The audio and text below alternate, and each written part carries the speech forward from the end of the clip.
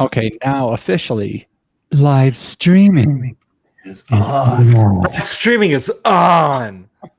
Hi, Jeff McKinney. Hi, all you water drinkers.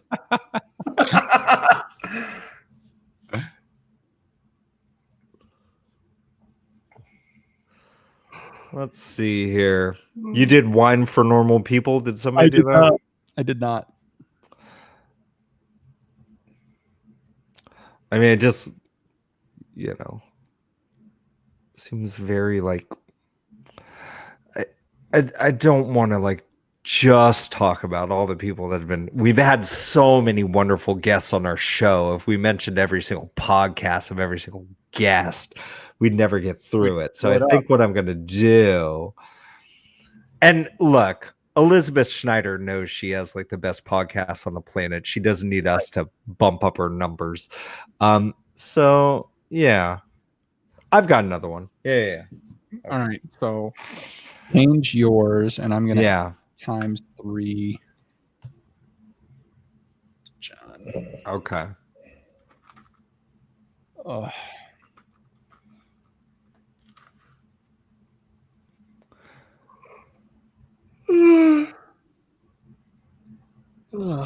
right. Stories. What story or stories do we want to talk about?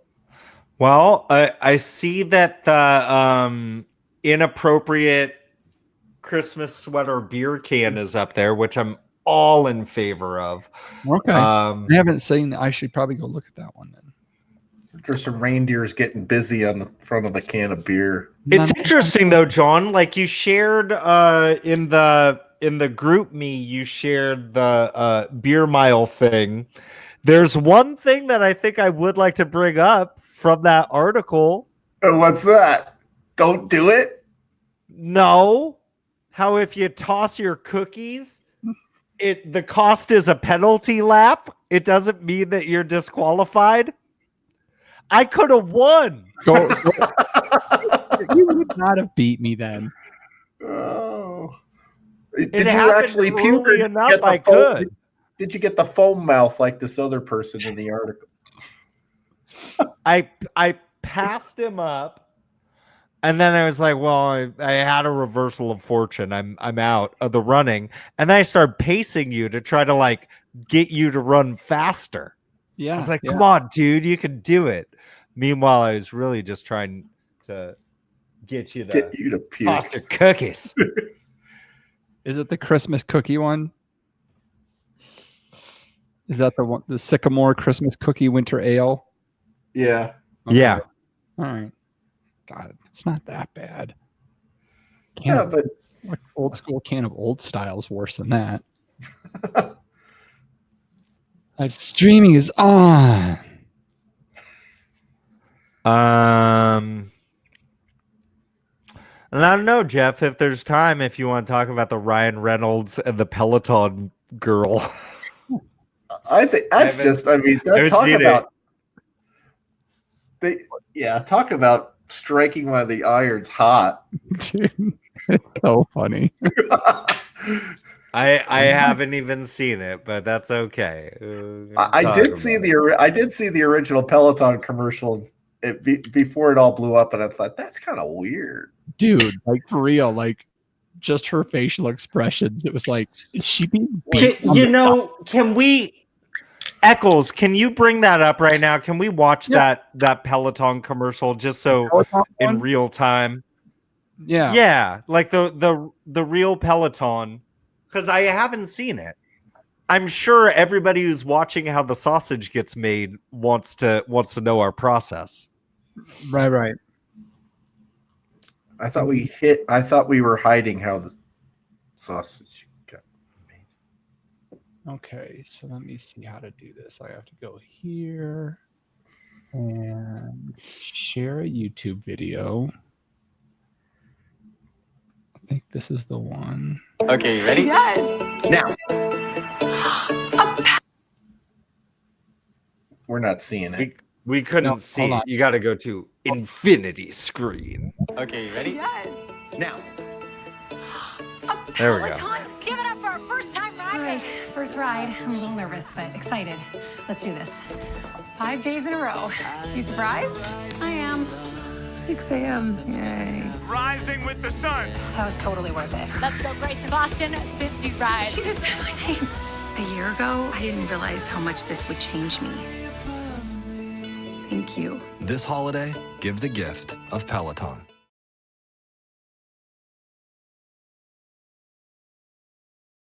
All right, so that's it.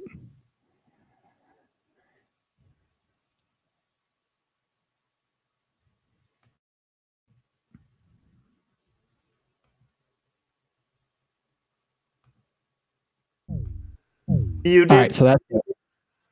Now can you hear me? Yes. Okay. That's that ad.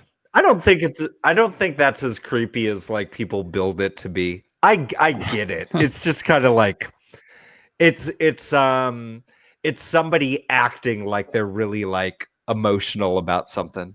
I didn't know it would change me so much. Yeah, she went from weighing 96 pounds to weighing 93 pounds. Yeah. She went Yeah. in a year she went 118 to 116 pounds is the thing I saw, which made me laugh. Have you seen the Ryan Reynolds one then? No. Okay. Well then hold on.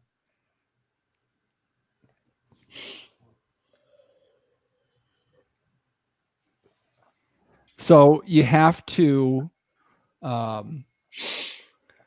understand how upset everybody is about that original ad, right? Oh yeah, they're feeling like the husband's like a straight up misogynist, like you need to lose weight. Like I get the premise. Okay. All right. But, yeah. And so then, and that she's being abused almost. Yeah. Right. Okay. So then this is the aviation gym response.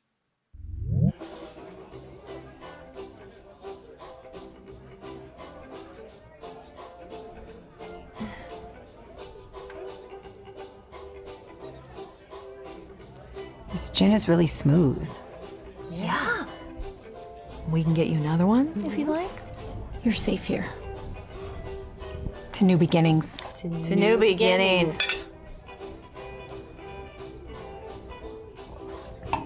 There you go. This can be a fun night. There you go. Take this too. Really? Mm-hmm. You look great, by the way.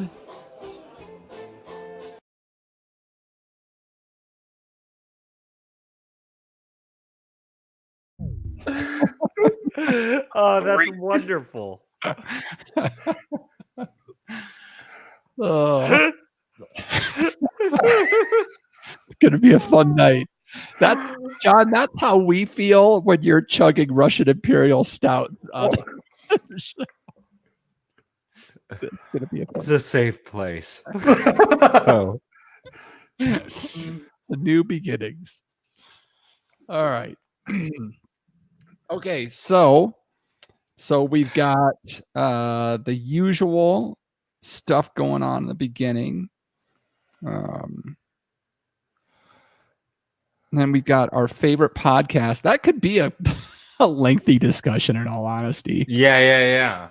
So we should probably have one story ready to go. Yeah. I think the inappropriate beer cans, honestly. Perfect. Because I think the Peloton girl aviation gin ad, it's like, it's almost like, did you see that one part when they were like, huh, and then she was like, and then, it's like it's when almost, you're in junior high and your friend wanted to tell you scene for scene what was happening in yesterday's episode of Beavis and Butthead. right. It's almost like the people that watch the show on YouTube, they just got it all. Now they've seen both parts. So we've done it for them. Jeff McKinney. Hope you enjoyed it. Yeah. Okay. Oh, hold on a second. Is Trump Studios going to broadcast that? He's really upset. I don't know. So tonight we're discussing inappropriate beer can There you- labels That's a better one. say what? What'd you say, dreidel? Yeah, dreidel. Is it what's what? You know, I feel it the most around Christmas time. You're too sensitive.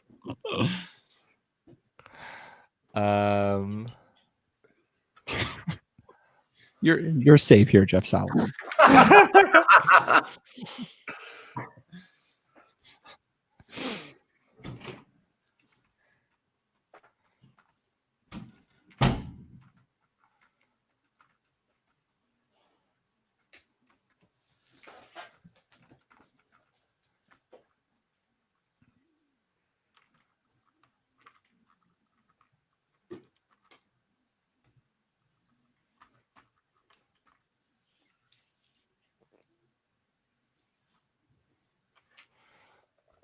All right.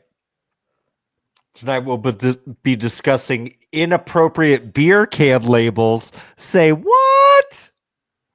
And the year's coming to a close, so we're breaking down our top 12 favorite podcasts of all time for the year.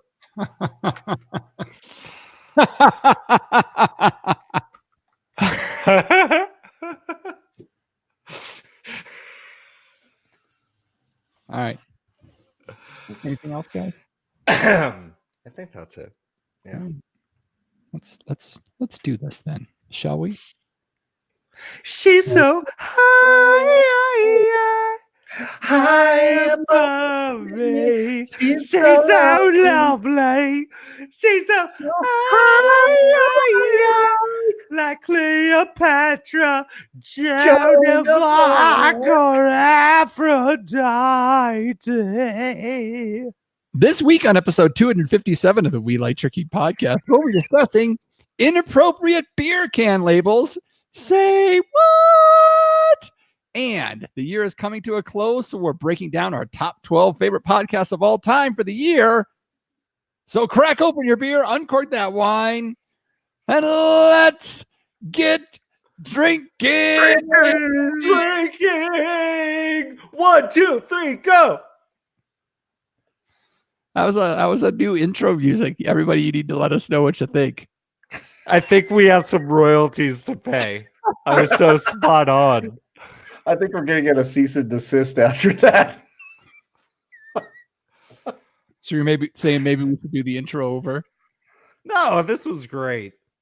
Next week you can hear me sing some Creed. All right, just in case, I'll do it again. We might still keep it though. I think we should. Okay, I'll have to figure out how to work it in because you need the music there when we're saying drinking. I think. Jeff, just give me a beat. What I say drinking. Okay, when? Right now. And drinking.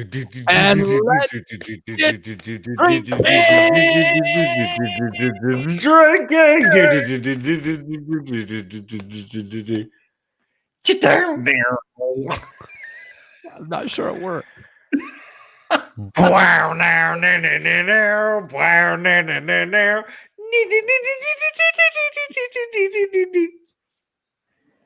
Seventh son of a seventh son. Okay.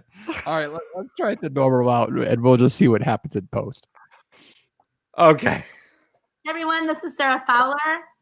I'm just calling from Pejou in Calmera, Napa Valley. I just want to join you all for We Like Drinking Wine, where no one ever drinks alone. Cheers to that. At the sound Fuck it. Let's just go with the show. No, hold on. All right, here we go. Oh, come on. You can do better. Like fantasy football. Here we go. Everyone, this is Sarah Fowler. I'm just calling from Pejou in Calmera, Napa Valley. I just want to join you all for We Like Drinking Wine, where no one ever drinks alone. Cheers to that. At the sound of the tone, the official We Like Drinking time will be 5 o'clock. Commence consumption.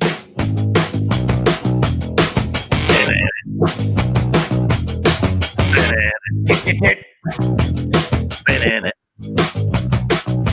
1, 2, wake up!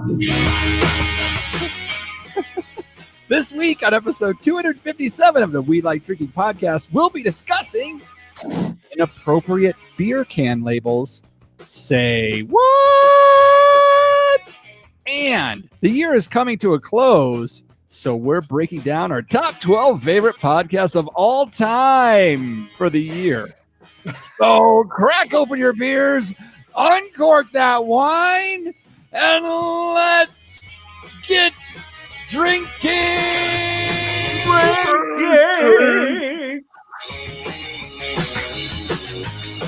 All right. We're like 3 intros in. John's drinking Russian Imperial Stouts. Jeff Solomon is in a safe place. And we got a lot that we want to talk to you all about. So let me just say cheers, my podcast drinking friends, and welcome to Happy Hour 257 of your favorite award-winning topical beer and wine education podcast focusing on fun. Fun. What we like to. Did I ever tell you my son not that long ago asked me what the F word was? Mm-hmm. So I said, I guess you're old enough to know, and I'm not gonna lie to you, man. So come close, I'll tell you. And he leans in, and I go, "It's fiddlesticks."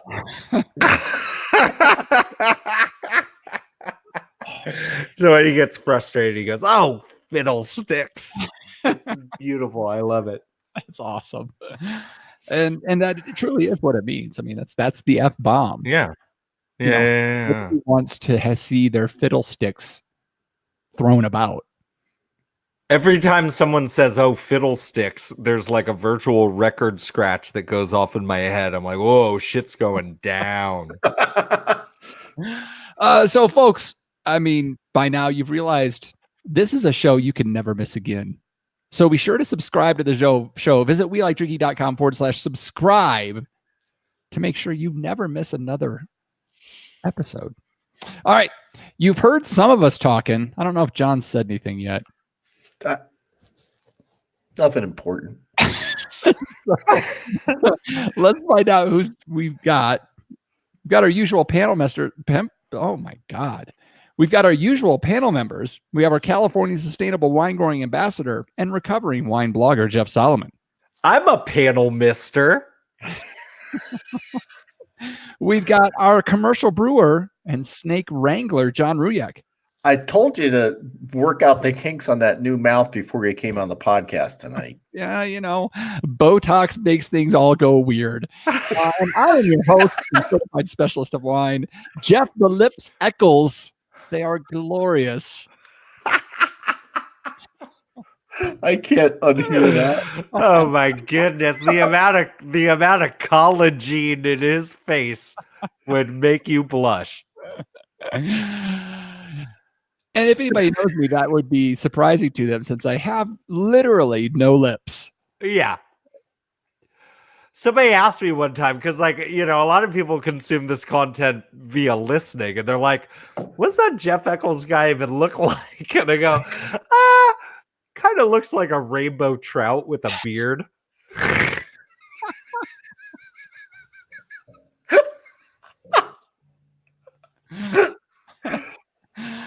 Covered in spots.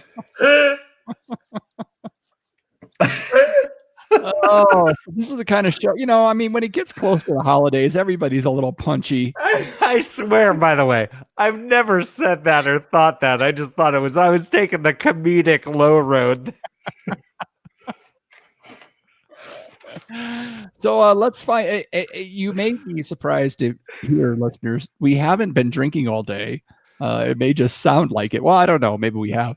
Let's find out what everybody's drinking, though. John Ruyak, what's in your glass? So today, Marble released their Imperial Stout. So I went half a block up the road and picked up a 4-pack of their Imperial Stout. And it clocks in at 11 ABV. Looks like it's aged in some wood. And I get they told me that it's got hints of vanilla, bourbon, molasses, espresso, and anise. I don't know about the anise, but I certainly get the vanilla and the bourbon in this. And I got a lower gravity La Cumbre Porter to back this one up just in case. You got a 4-pack today. I'm just gonna just this one. Okay. I was wondering if you're on 2 or 3 already. No. And I'm a good boy at work on podcast night. I don't partake at work on podcast night because that creates a headache the next day. Yes, it does. So if you started watching our Instagram feed at the beginning of the month or listened to last week's show, you'll know that Jeff Solomon and I are partaking in the Costco Advent calendar. Mine hasn't been punched open in a few days. I'm going to have to get back to that. The wife and I went out of town this weekend, so I also have neglected the Aldi wine Advent calendar a little bit. So I'm going to catch up tonight, I think is the plan. So I am starting off with a Chenin Blanc from South Africa. When that's gone, I'm going to move on to a Rosé from Chile. And when that's gone, I'm going to move on to a Malbec from Argentina. So far, Chenin Blanc, meh. That's like the workhorse grape. It's so versatile. You know, it's interesting because it starts off and you're like, ooh, this is going to be good. And about 0.6 seconds later, it's like water. It disappears. That's too bad. Yeah, it just disappears. But it's got a lot of acidity to it. It's this tart note right up front that you're thinking like, man, this is going to be good. And by the time it's down your gullet, it's like, that kind of thinned out a little bit. Ain't that a pisser? Why would that be? Honestly, John, I don't know. I can't answer that. I think primarily you're probably looking at the grapes. There may not be a whole lot. They may be kind of watery grapes or something like that. They may have just gotten some more mass collected grapes. That could be it. John or Jeff, do you have any thoughts? Yeah, I would say, shit, man. Maybe somebody was just adding some water to the tank to top it off. Like, shit can happen, man. I mean, one would expect, and I know what's nice is you're getting a lot of variety. You're getting stuff from a lot of different places. But I would expect that you are getting the bulk of those wines are bulk wines that might be being packaged specifically for that. It's a give and take. If you look at labels, I mean, they are bottled for this. There's no producer on them. Nobody has their name associated with So it's kind of like, hey, we fucked up this wine. Hey, but Aldi's going to give us a call and we can get rid of it because they're going to put it in an Advent calendar.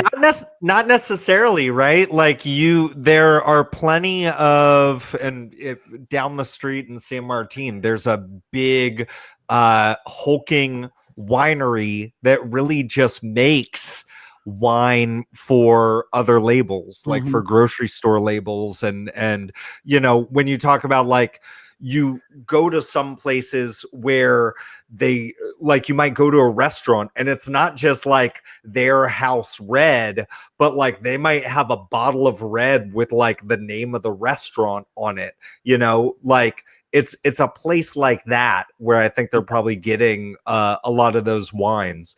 And sometimes those might be from like more well-established wineries. You would envision like the Woodbridge campus for Mondavi has plenty of extra wine to sell off to different places too. You can see things like that happening.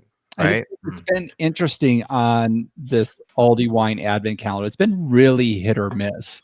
The first 3 or 4 days, they were like gangbusters. There was some really good and interesting wine in there.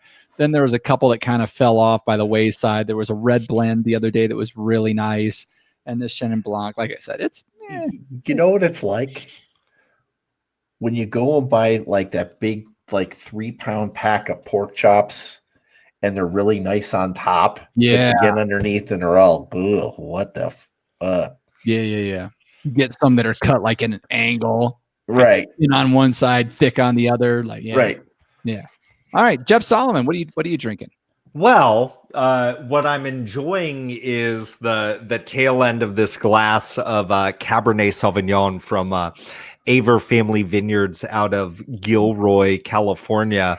I love this Cabernet Sauvignon because when John and Carolyn Aver first bought this property in Gilroy, it was all planted to Cabernet Sauvignon, and they started up this winery, and they didn't have a tasting room or anything. They would just go to wine strolls and events. And here's John just hand selling this delicious Cabernet. And I remember talking to him when I would see him at these events. I'd be like, your Cabernet's delicious. I can't wait till you open up a tasting room. And he goes, well, about that. He goes, I'm not a big cab guy. I'm really into Rhone varieties. So we actually are grafting everything over to Rhone. So like they make some amazing Petit Syrah and Grenache and Mourvedre, but they don't have any Cabernet at their vineyard anymore. But every once in a while, they'll just get a load of fruit from one of their neighbors and they'll make some Cabernet Sauvignon. This is one of those, and it is delicious. I'm loving this. Tannic structure is great. It's approachable now. It could definitely go another like 5 to 7 years. What I'm not looking forward to is this yellow can right here. I almost feel like next week I'm going to do this. I'm going to go into the Brewers Advent Calendar live on air because I just pulled this thing out today and I was not surprised at all. It's the Grandel Bavarian Lager. It is 5.1% alcohol, like everything else there. I'm not even gonna pour this into a glass. I know what it's gonna look like. I know what it's gonna taste like. Every beer in this fucking Advent calendar tastes exactly the same. Can I just say I had more than one person reach out to me after our last episode and say, yes, I know what you're saying about the Costco Advent calendar. It was brutal and it was all the same. There was one can that had like a nice, picture of like a pretty lady on the front. At least I enjoyed the packaging on that one. They put a St. Pauli girl in there? I was just going to say basically, it was more like a James Bond girl type of thing on one of them. Like deep sea diving for treasure or something. But yeah, same as everything else. Oh, this is a Bavarian lager. Ooh, it tastes like everything else that's in this fucking godforsaken thing. John was the only smart one. He was the one that we were like, let's do this. This will be fun. John, this will be so great. John, we'll drink a different beer every single day. And then I see people on the gram that have like an actual craft beer Advent calendar, and I'm so jealous. I have a friend on the gram, craft spirits calendar. Ooh. Every day it's like, a single barrel bourbon. And he also has like a Star Wars Lego calendar too. So he builds a little Star Wars set. Has a nice little nip of some bourbon. Like, what the fuck are we doing? What are we doing? We're doing this all wrong. We're doing everything wrong. And then if you want to go, if you're into Advent calendars and you want to go the top flight, check out Cork Envy and our good friend Stub, who just breaks out like 750 milliliter bottles for his every single day. He does a video on it every day. It's impressive. and his liver, as usual, is working overtime. So cheers, Stub. His liver's going to be as big as a Volkswagen Beetle. Jesus. So, folks, as you can tell, tonight's show is going to be meandering all over the place. So buckle up, Buttercup. Yeah, we're going to be looking like the Mississippi River. Muddy. That's the Missouri is a big muddy. There you go. All right. Oh, Jeff, were you tapping into another German beer there? Is that what that sound was? Or is that No, that was Ruyak. Come on. so Ruyak's already through his Russian Imperial Stout as well. Yeah. That's I right. just can't wait to get to the end of this. I can throw it in the trash. All right, let's kick it off and get into the rest of the show with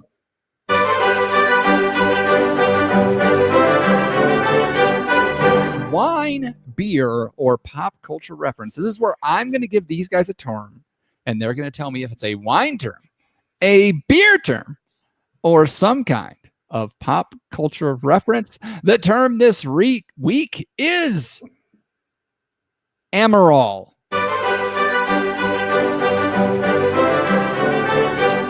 So is Amaral a wine term, a beer term, or a pop culture reference? Fun fact. It is not off a box. It is not off a box of beer in my room. You beat me to it. Let's go with John Ruyak this week for Amaral. Amaral. Kind sir, would you please spell that for me? I will. Us. A, M as in Mary, A, R, A, L. Oh, boy, I thought that last A might be an O. That really screws me up now. For a second, I thought he was saying amoral, and I just didn't have the heart to tell him that he wasn't pronouncing it correctly. Amaral.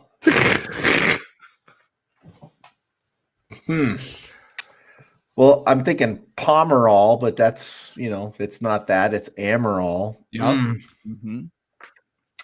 I'm still going to say that this is a French wine region. Okay. It's something.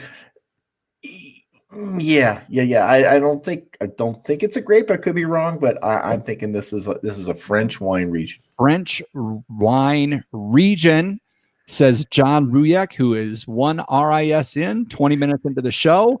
Jeff Solomon. So you know what I do, man? Like, especially when the sun comes out, and you got the ultraviolet rays that are shining down on the interior of your car, what you need to do is you got to go pick up some Amaral, and you got to rub Amaral. You got to rub that all over the dash. You got to put it on your seats. I even put the Amaral. I put the Amaral in the bed of my truck, because so the hay does not scratch the liner. It just slides over the top with the Amaral. Amaral. It's a pop culture reference. Either that, or it might be like a spirit that is made from grapes. Like Italian grapes, a spirit made from Italian grapes. So I'm going to say it's a wine reference, but it's Amaral. It's a pop culture. Amaral. Okay. So I'm sponsored by Amaral. I wear an Amaral patch on my jacket next to the Formula 330. Amaral Formula 330. So and Chevron. Which are you going? And Amco. Are you going with wine term, or are you going with pop culture reference? What's your final? Amaral. It's a wine term.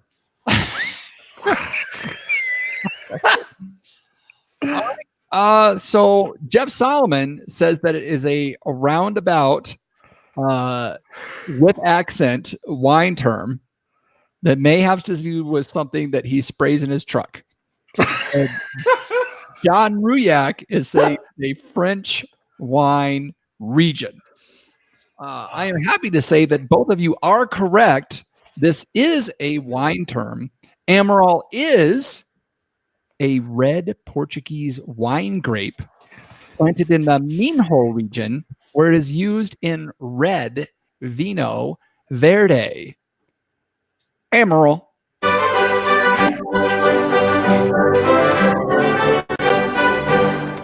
We're both correct of the very loosest definition of correct. Put the Amaral in your wine hole.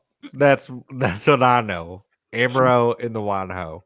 Okay, that's so you can slide. You can slide those 99 packs of PBR in and out of the bed of your truck without it scratching it. Yeah, man. How you gonna get that 99 PBR? Amaral. just rub it on the ground. Slide home. I don't know. There's something just wrong about hearing Jeff Solomon talk about rubbing something on the ground. I don't know. Okay, so What are you talking about? That was wholesome. Jeez. I don't know. Yeah. Okay. Whenever we have a new Patreon, we like to give them a little shout out. So let's get to John. John, do we need to take a break so you can go get beers 3 and 4? Because no, we're not even 30 in yet, and you're. This is a 16 ouncer, so I think it'll be all right. All right, let's get to.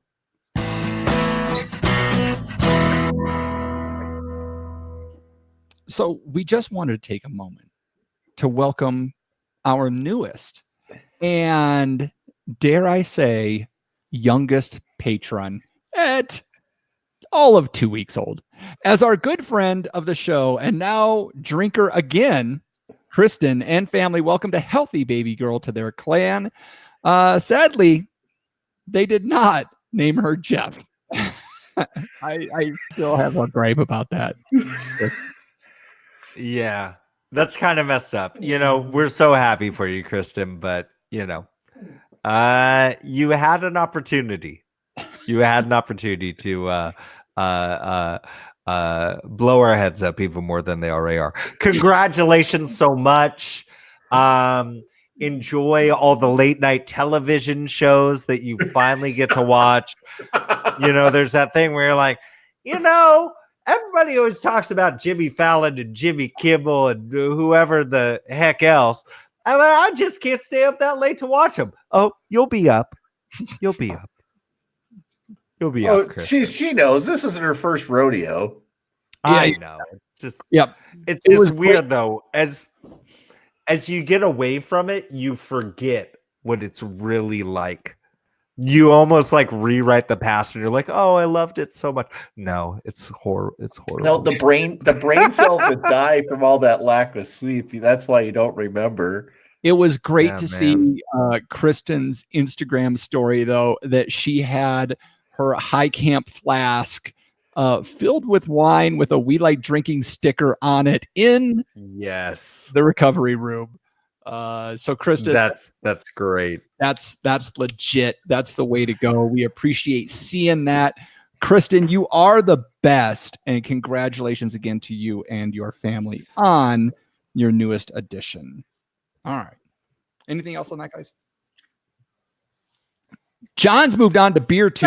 Yeah, I've moved on to wine too. So catch up. So there's this kid in Tennessee, and I have no idea why, but he's a fan of Jack Eichel, who is the star center for the Buffalo Sabres. And every time he scores a goal, he's got this Eichel tower of hockey pucks that's now 123 hockey pucks tall. I thought I'd take some inspiration from that, and I'm just going to start piling up all my beer cans on the desk. There you go. All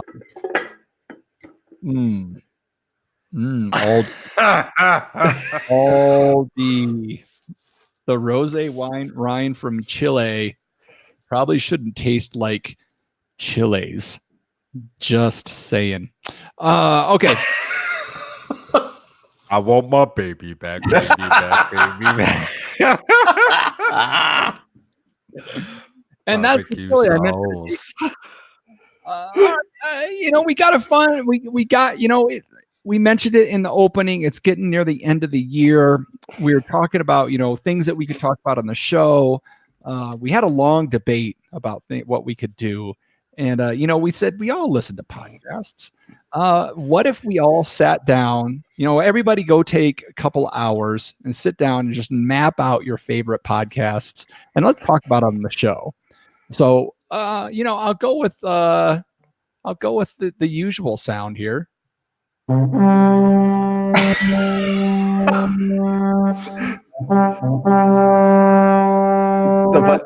Viking hordes carrying their placards of favorite podcasts are coming over the mountains. You know what's funny? That Viking horn almost sounds like the Superman theme song. Boo boo boo boo boo boo boo boo boo boo boo. Like that one. Like it's almost goes there. Almost, not at all. But okay. So what we did here is we decided to come at you with our 12 favorite podcasts, almost like the 12 days of Christmas, I guess you could say. This is the 12 podcasts of WLD. So I think what we'll do is we'll each throw one out there. But first, let's just call it what it is. The list is really 14 podcasts long because all three of us shared one podcast in common. We love. It was the Wrecking Ball duo of Kern and Stub with their fun facts. Fun facts. That was the worst fun facts ever, John. Well, I know, but I can't do it like them, and we're kind of ripping it off from them anyway. So I didn't want to get too close. Box, their Bueno golf. If you're gonna golf. Bueno golf. All of the things that Kern and Stub do that make one bourbon, one shard, and one beer a top 4 podcast for all three of us. That's a feat. It might have something to do with all three of us have been on the show. And some of us multiple times. One of us multiple times, and one of us has yet to be defeated by either of them. Yeah, I know. Yeah. That's pretty wow. That's wow. So you've heard so Stub was on once by himself. We had episode 99. Was it 99? 199 was the train wreck that was letting both of them on our airwaves at the same time. You know what? Their show is so great, and our show is so great, and I love those guys so much. And so I say this with all the love in the world. Our episode 199, we had so much fun, but the show is fucking unlistenable. So bad. So if you just want to hear us stroke each other's egos for nearly 2 hours, episode 199 is for you. But you really should. I'll tell you what. You know what I love about One Bourbon, One Shard, One Beer? Every once in a while, they do those extra special episodes where they did one where it was just signature songs. They would just go through all these artists and try to pick out what was their signature song. And I just thought that was just some grade A radio. I love those guys. I wouldn't tell them to their face. I'm doing this behind their back because they don't listen to this shit. Yeah. So I think that is all three of us. Make sure you add One Bourbon, One Shard, or One Beer to your podcast rotation. Make sure there's no kids around when you listen to that one. Yeah, definitely not. Yeah. It is not a family friendly outing. No. It's no. That is one for you and only you. Yeah. Even if your mom was in the Navy. All right. So John, why don't you tell us one of the podcasts on your list and why it is so good? Well, I don't do listening to a lot of podcasts. I listen to ours. I listen to One Bourbon, One Shard, One Beer pretty frequently. I catch up on episodes. But when I go on long road trips for doing herpetological stuff, there's one that I particularly like. There's a couple that I really like, but Stuff You Should Know. These guys, yeah, they're NPR guys, but they do this Stuff You Should Know thing, and they've got 1,000 episodes. I've barely scratched the surface. I don't know that there's 1,000 things that I should know, but if there was, they have it. It's insane. I mean, the one show they talked about how anarchy actually works, if that's really makes any sense. They had a podcast about bats, another one about head transplants, like how that could even actually work. Satanism, if you're into that. And just scroll down the list, you're like, and you just look at these back episodes, and I'm like, I punch them up and I listen to them, and I'm like, that's pretty cool. I didn't know that. That's pretty cool. Yeah, I'm down to, I only have 894 things that I need to know about out of 1,000. It sounds like that's really how you consume that one, is you just look for something that interests you. And how long are the episodes? They're generally about 45 minutes, so anywhere between 35 and an hour and 10. And that's like an NPR show or something like that, right? Those guys are with NPR, but they got 1,000 episodes. All right. You'll find something, I guarantee it. Something you want to nerd out to. That's what that one is. Yeah. Yeah. Something that you want to show up and Cliff Clavin the hell out of people with knowing more than them about something. Yeah, that's usually my job, but they put me to shame. Okay. All right. Jeff Solomon, what's one on your list? Speaking of knowing more than somebody else about something, a lot of people ask, how is it, Jeff, that you and I've known you for a long time, Jeff. I didn't even know you were a sports fan. How is it that you, of all people, are so amazing at fantasy football? And I'll tell you what it is. I'm giving away my secret here. One of my favorite podcasts of all time is called Roto Underworld Radio. It is the podcast of player profile inventor Matt Kelly. And it is just I love this podcast so much. Here's the thing.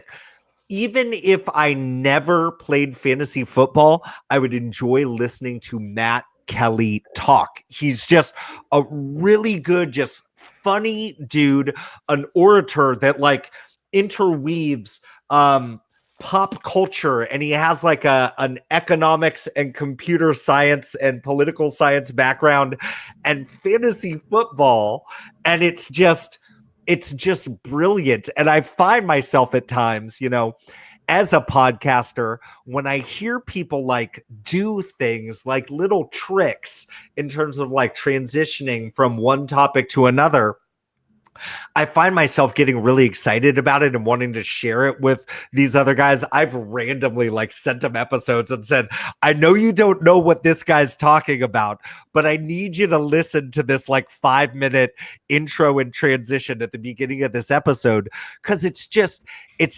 seamless, right? I will tell you this. There's another person in our fantasy football league who happens to be in first place, who shark snaked every single one of my picks during the draft. He never even told me that he listens to this, but I know that Cody the Shark Snake loves this show too, which just shows you he's got good taste in podcasts because he listens to us. And he listens to the Roto Underworld Radio. You will love, I guarantee, even if you just like sports a little bit, you will love it. You will love it. All right. Yeah. Sounds like a good one. All right. I think I will start off with one of my favorites. The Solopreneur Hour. This is a podcast. It's about being an entrepreneur, starting your own business, starting your own podcast. This is this is hosted by Michael O'Neill. And he gets on just some world-class entrepreneurs that come in, and I like his show because they aren't there. They don't get to pitch their product a whole lot. It's really more about the grind and how they got there. And they do get into some really like hardcore, like tactical stuff that you can implement almost immediately. I've subscribed to a couple of his courses. He's done, I've done a lot with this guy as far as like the things that he offers. He's also got a YouTube channel about DIYing Porsches that he likes to like rebuild Porsches. Jeff Solomon, he's been in bands. He's a drummer. He's a big time drummer as well. But the guy's kind of there you go. I could teach him some lessons. There you go. He's kind of all over the place, but he is one of the better interviewers I think you will ever hear. And if you are interested in all it, like kind of learning how to interview people, his show is a great one to listen to. So that is the Solopreneur Hour with Michael O'Neill. John Ruyak, throw us another one. The one thing about this one is, and the dude is so passionate about this podcast. Yes, he is. But Dan Carlin, can you please keep your episodes less than 3 hours long? For God's sakes. Folks, if you want to hear about the worst of human history, the worst of humankind, the worst of just about anything, listen to Dan Carlin's Hardcore History. In particular, the first one I ever listened to was about the Siege of Munster and the Anabaptists. Folks, you'll never eat Munster cheese on a sandwich again after you listen to that 3 hours of the worst of human behavior. It's insane what happened in that town in Germany back in the 14 or 1500s. It's nuts. But I mean, there's one he did on World War I. There's so many. It's just like, it's just 3 hours of beating you over the head while you're driving through interminable landscapes that, they're like, oh my God, I might as well just be brain dead because there's only so much desert I can drive through. There's only so many cornfields in Kansas I can drive through. There's only so many places you can go just staring out the windshield of your car. You might as well just get your head beaten in by the true majesty of human deprivation in Dan Carlin's Hardcore History. All right. Glowing review from John Ruyak on that one. Jeff?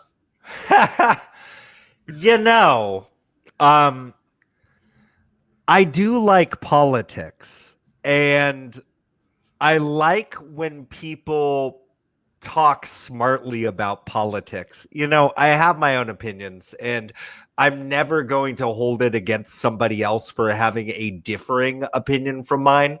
But what I do find often is I get really bummed out when I hear people who get really loud and boisterous about politics, but you can tell they don't know what the hell they're talking about or that they haven't really thought things through.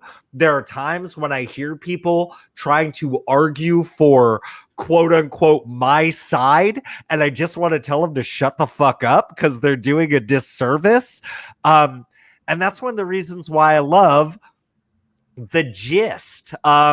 Mike Pesca, I believe, started out as in like sports journalism. He worked for public radio for a while, NPR for a while. He has his own podcast now, The Gist, where he does these amazing interviews. He has a segment fairly often called Is This Bullshit?, where they just examine different ideas that people have or different things that people are passionate about, and like, is this really something? They were talking about the Impossible Burger the other day. Is this bullshit? It was a wonderful wonderful discussion, but also just hearing him talk smartly about the news. I will say that, you know, he's a centrist, but a little bit left of center. But he's also somebody who has no problem taking either side to task, which I really enjoy. Even when he challenges my own views on things, like, I love that. You know what I mean? I just wish we lived in a world where people could have those smart conversations about politics and just really focus on the substance of what people are saying. And I think if more people listen to The Gist, which is a funny as hell show too, I think that they might get more fired up about having like real intellectual political conversations. So yeah, there you go. I'll be sure to check that one out. I keep trying to find a good political podcast to listen to, and you just can't. It's that I would say the one thing that's difficult is it's a daily podcast, and even though it's only like 30 minutes long, you'll find yourself like randomly being like 14 episodes behind, and you want to listen to it, but you know that 14 days ago is so out of date, you just got to delete it. You know, right. Excellent. Okay, you know, we have a podcast. We do. We do. I edit the podcast. I do a lot for the podcast. So naturally, I've got a podcast on my radar that Jeff Solomon actually introduced me to, and that is the School of Podcasting. And I know, Jeff Solomon, you just heard the singing for that, didn't you? The School of Podcasting with Dave Jackson. Absolutely. So if you are a podcaster, this is definitely a podcast you should be listening to. This is not one, you know, like the We Like Drinking podcast is one that you kind of need to consume week over week, because all the inside shit that keeps happening up, you just kind of got to know what's going on. The School of Podcasting is definitely one that I scroll through and find the things that are interesting, that look interesting to me, the things I want to learn more about, and listen to those episodes. So definitely, if you are a podcaster, I think you should have the School of Podcasting on your playlist. If you are not a podcaster, move on. John Ruyak. So one of the other ones that I listen to maybe a little less regularly than the other ones is Invisibilia. You know, the people that produce these things are for Invisibilia, the emotion they put into them is pretty intense. I think, and you get some repeat hosts and stuff like that, but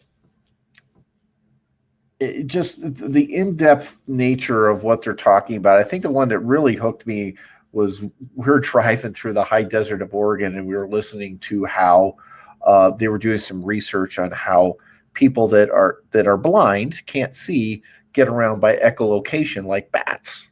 Fuck yeah, the greatest episode ever. And by the way, every teacher needs to listen to that episode for the first part where they talk about rats and how labeling them smart and stupid has an impact on how quickly they run through mazes. Come on. That was that for me, that was a transformative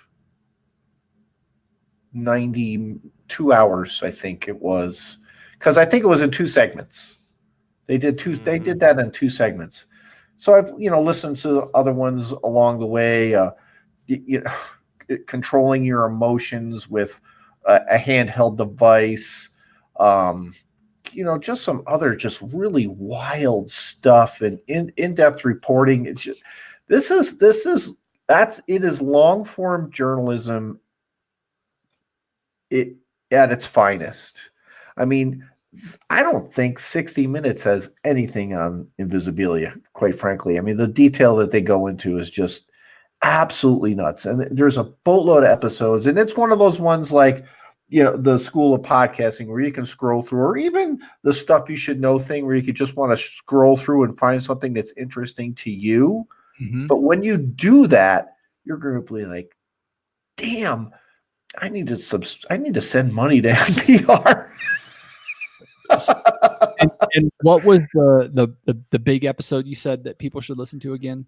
The one about blind people echolocating. That I mean, is creating a visual thing in their brain by clicking with their tongues in a way that creates a visual experience for them. that is season 1. It's one of the first 3 episodes, I Okay. want to say. So if you Absolutely just, nuts. It may be the high watermark in podcasting of all time. and that was the episode that they featured on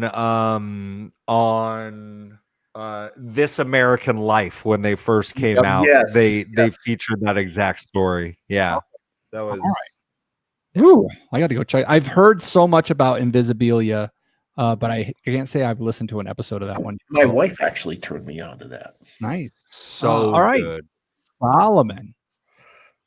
You want to talk about so good. You want to talk about scrolling through to find what interests you for like some evergreen content. I love Science Versus, featuring Wendy Zuckerman. And I love this host. American born, but raised in Australia. So she's got this wonderful accent. And she attacks like everything that you would think people would want to attack in modern day popular culture in terms of science, right? You know, people have questions about vaccines. People have questions about gun violence. People have questions about how safe is football. And she just dives in deep and does a really good job of finding individual experts that have these interesting stories to talk about things, but not like from their own random opinion, but on the level of like what the bulk of scientists believe. Every episode is linked to a website that lists all their citations. And sometimes you're talking about citations in the hundreds to put together just one episode. And I really think it's great. I really think it's a fun exercise too. You know, again, kind of going back to like wanting people to have like interesting and thought-provoking political conversations. The same thing is true with science, because I think there's a lot of, in popular culture, you see a lot of people that they have their idea of how they think things are supposed to work, and then they're using their cognitive bias to go back and find the information that suits their narrative. And I really think that a show like Science Versus, in a really entertaining and fun way, does a great job of unpacking what a lot of people think on different sides of something that might have scientific answers to it. And she does a really great job of just getting you to look at what the bulk of the information is saying. So yeah, Science Versus is legit. So fun. Yeah. All right. For my third one, I am going to go with Movers and Shakers with April Wachtel. Now, you may remember April Wachtel has been on our show a couple of times promoting Swig and Swallow, which will be rebranded to Cheeky here soon, is the plan. This is another entrepreneurial show where she brings in entrepreneurs from around the alcohol space, generally more with the spirits, but she's brought on some low alc and non-alc people. But this is the guests that she gets on. It's so interesting to hear an entrepreneur's perspective in the alcohol industry, and she does a great job in the Q&A with them. It's a very a loose format in their discussion, but she really kind of digs deep on them.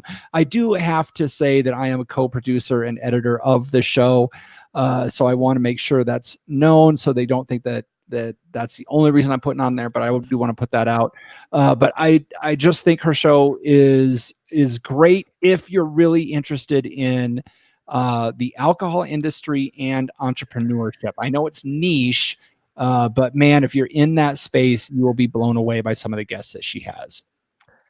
And plus, April is just rad. She is. So, like, anytime you get a chance, I miss her. She needs to come back on this show. But if you just want to catch up with April, go listen to her show. Absolutely. It's great. All right. So John had one bourbon, one shard. That was his fourth, and we all kind of jumped on it. So we're going to jump back to Jeff Solomon now. I don't know if you know this, but in the last year, I've gotten really back into skateboarding. And I do this thing with whatever I'm really into. I just can't get enough of it. I just dig deep, This happened with me with wine. This happened with me with music, with running. And sure enough, it's happening with me with skateboarding. And what's interesting is being in my 40s now and skateboarding, there are a lot of names of skaters from my childhood that I knew were good skaters, but I never really knew much about them. And this show, The 9 Club, with Chris Roberts, who is a professional skateboarder for Chocolate Skateboards, he and his friends do such a great job doing long form interviews with some amazing skaters. If you're a fan of Steve Caballero or Tony Hawk or Nyjah Houston or Daewon Song, and just listening to the things that they have to say about like growing up in an industry of, just doing what they thought was fun and then ending up getting paid for it. And then realizing that, by the time you're in your late 20s, you're past your prime and you never really made much money in the sport to begin with.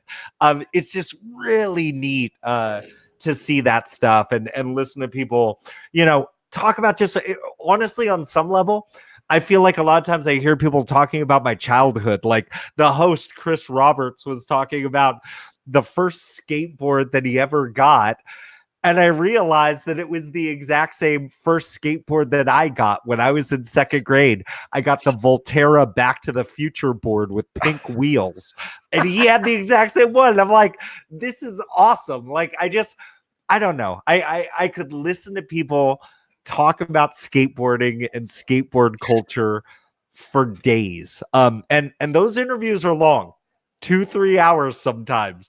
But if Steve Caballero is sitting in a chair talking to you about a skateboarding trick called the Caballero and the Caballerial and the subsequent half cab, and then talking about a model of shoe called the half cab from Vans, and you realize it's all about him. It's really neat to kind of see those things. And if you ever wanted to know how much Tony Hawk made from his video games, you should listen. It's pretty awesome. Awesome. I love that you really hear the things that we're passionate about outside of wine and beer. But and that's the beauty of podcasts, as you can go as nerdy as you want in the things that you're interested in, and you're going to find a podcast about it.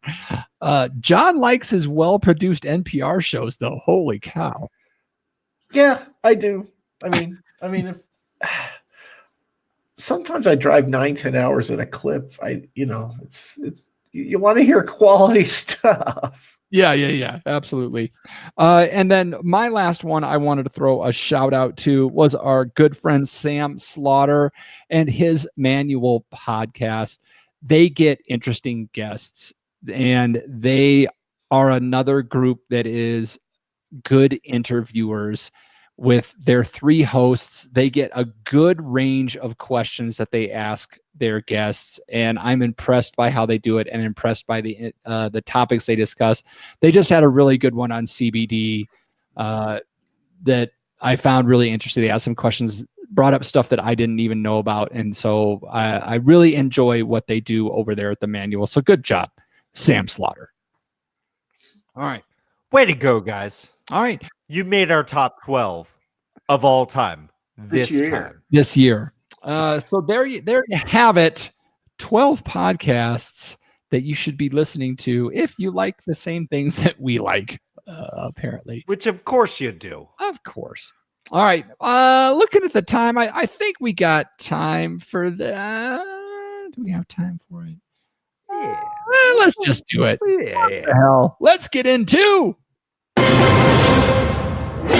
Booze News, where we discuss, John. Dateline, Charlotte, North Carolina. So apparently, cookies and reindeer may not go so well together. I don't know. Anyway, apparently Sycamore Brewing in Charlotte, North Carolina got in a little bit of trouble with their state alcohol review board, beverage control commission, because they didn't ask for permission in order to put fornicating reindeer on their cans. You gotta have permission for that?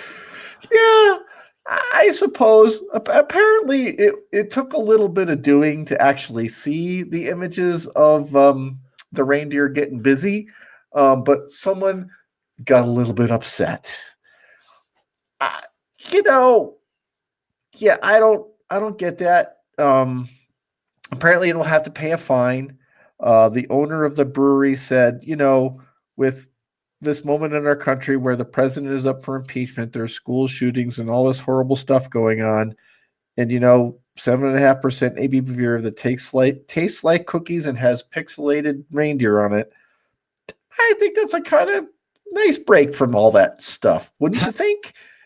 And I kind of have to agree with them. Like, I know it's North Carolina, but gee whiz, what kind of prude really cares about some?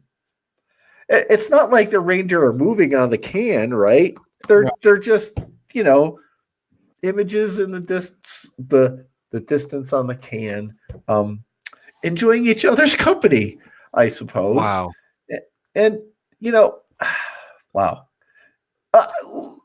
Solomon, you said before the show you had something to say about this. I would love to hear what you have to say about this. First of all, for those of you listening at home, you need to watch at welikerdrinking.com/show, because John straight up did like a hand puppet version of pixelated reindeer humping. It was amazing.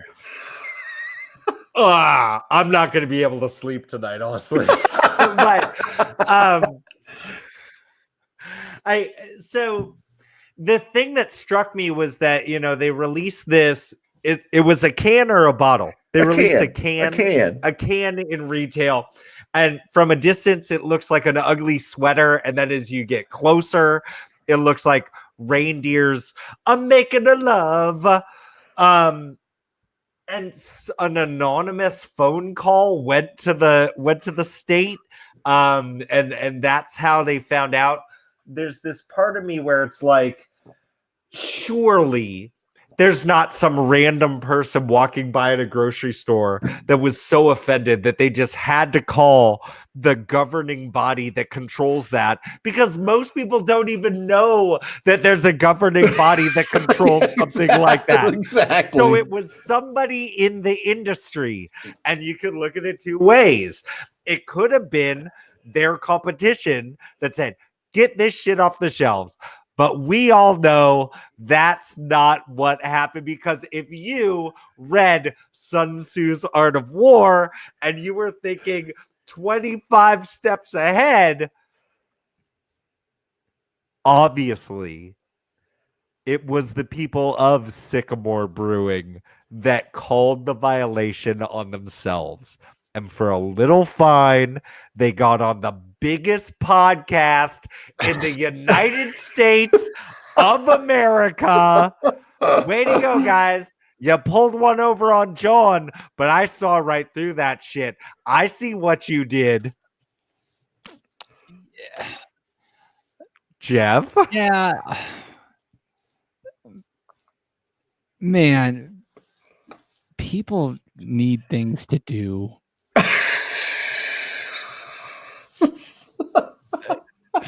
Like, I know, this is, I think Jeff Solomon's idea of what happened is probably more plausible than the reality that somebody saw. Like, if this is the thing that you have most to complain about in life, you live a blessed fucking life, because Somebody walks by with a handkerchief and they're like, Mom, word, I'm getting the vapors right here. oh, Should I call a doctor? No, call the TTB. Call the TTB. I'm getting all hot and bothered. those Pixelated reindeer boning on a beer can. they're doing it doggy style. Oh, Oh, he's doing it reindeer style. Yeah, it's reindeer style. Like everybody except for human beings and armadillos. I'll let you figure out the armadillo situation. Were the reindeers horny? They did have multiple positions. I mean, they're just exposing the reindeer Kama Sutra.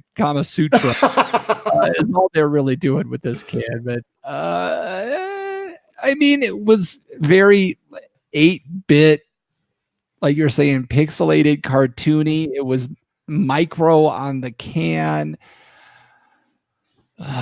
Reindeer aren't allowed to have a healthy sex life. Like, this is garbage. This is slut shaming, dude. You know what was much worse was seeing the video of a deer in someone's backyard mounting, like a deer, like the target practice for the bow and arrow,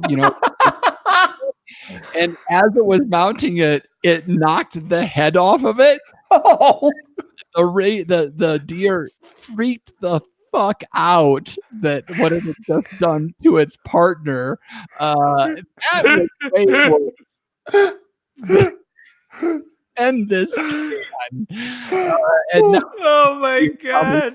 after us, that deer must have been more suicidal than Jeffrey Epstein at that point. all right. Because, as you know, Jeffrey Epstein did in fact kill himself, Speaking of as was in the coroner's report. Speaking of Jeffrey Epstein and team names in our league, let's move to bum bum bum bum bum. All right, so last week was the first round of the playoffs in the We Like Drinking Fantasy Football League, and yes, I did win my consolation bracket matchup against Natalie from Watsonville. I see Jeff Eccles rubbing his head. You didn't even play last week, Jeff Eccles, because you had a silly bye. So did that shark snake, Cody. I see that he changed his team name, which is actually against the bylaws.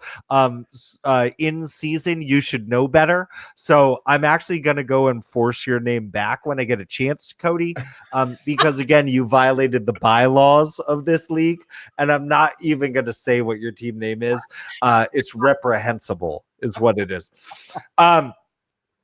I will say that last week we did have in the regular playoffs the 4th seed Mr. Jake Butt Destiny beat Dimitri, who is stuck in the airport, 161 to 128.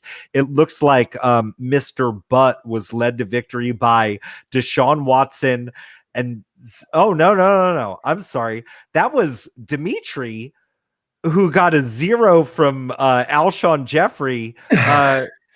Tough luck, buddy. So Mr. Butt Destiny led to victory by Allen Robinson and Christian Kirk and Aaron Jones, who went off. And then also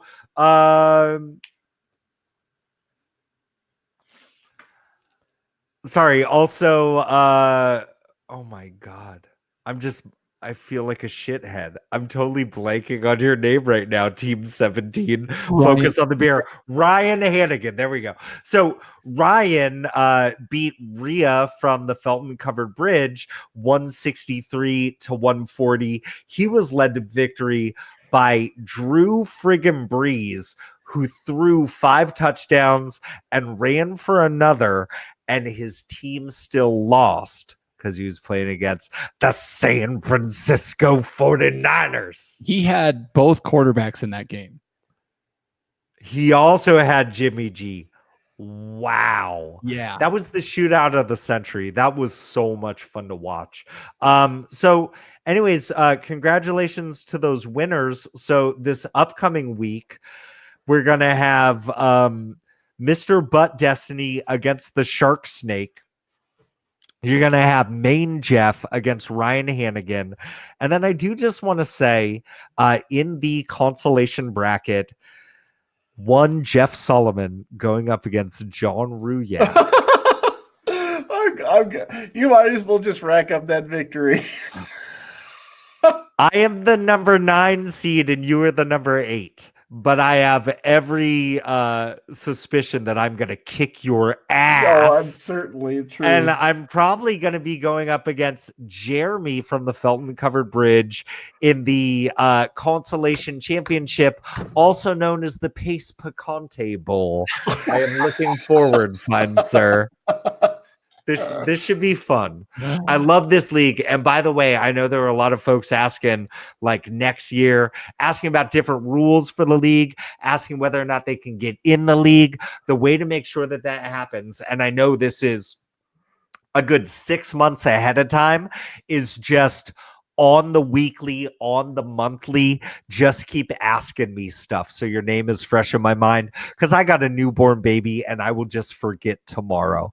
So yeah, just keep asking. All right. Keep asking on your way to Last call. Last call. clean house and lock the lock.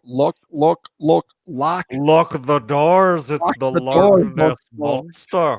You know what we do here, folks? We're looking for a little bit of help from you. Jeff Solomon, if the folks want to follow us on social media, where is the best places for them to do it? Hey, follow us on Instagram as We Like Drinking. We're on Twitter at We Like Drinking 1. That's the numeral 1. We're also there on Facebook. Like our page, which is We Like Drinking, but really, you got to join up in our private group known as The Tavern. We love sharing drinks with each other, talking shit. It's a great time. It's a great way to make sure that you get into the fantasy football league next year. Just go ahead and search for The Tavern on Facebook, or go to welikedrinking.com/tavern to see how you can be part of this amazing community.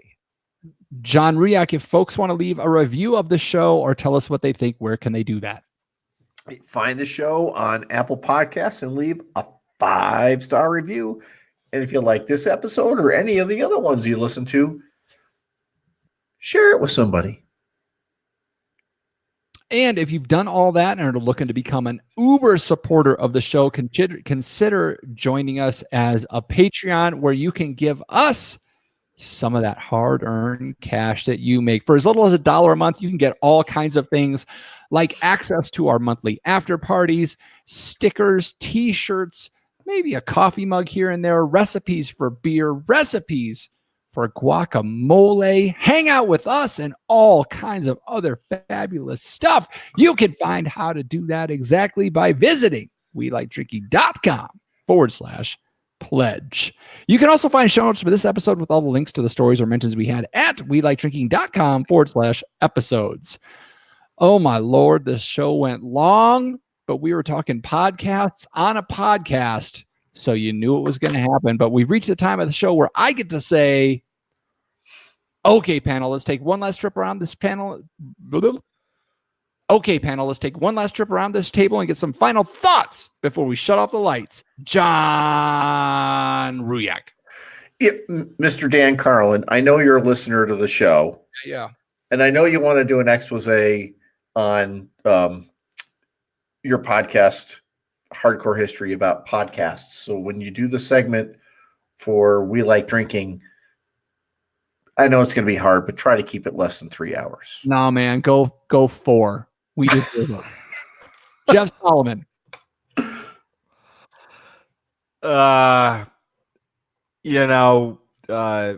Jeff Solomon, that's my name. Have you ever noticed that all German beers taste the same?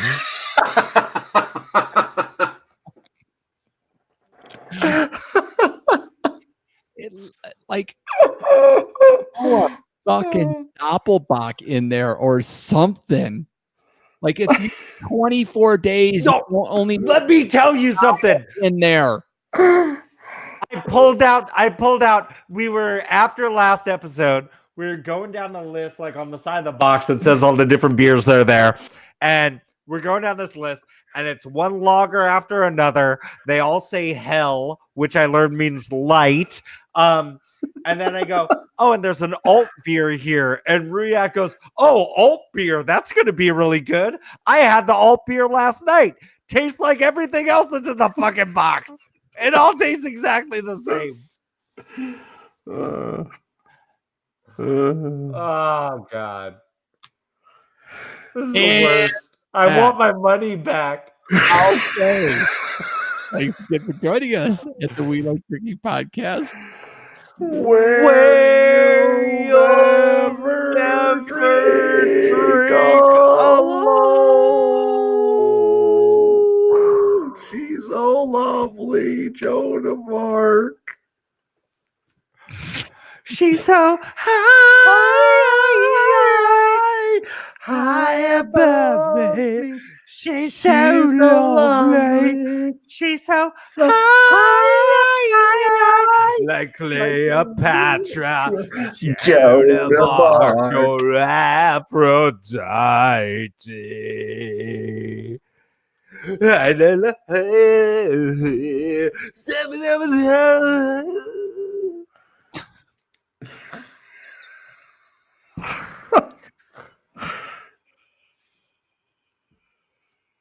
That happened.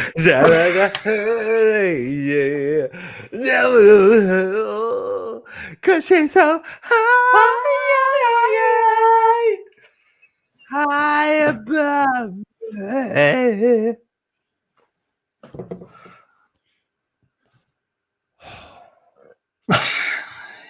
Exasperated sigh. Oh, you had a bad day. It's such a bad day.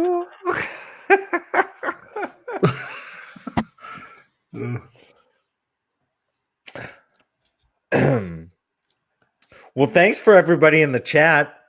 Tefri jumped in to say hi. I don't know if Tefri's still there. You still there, Tefri? Who's there? Announce yourselves.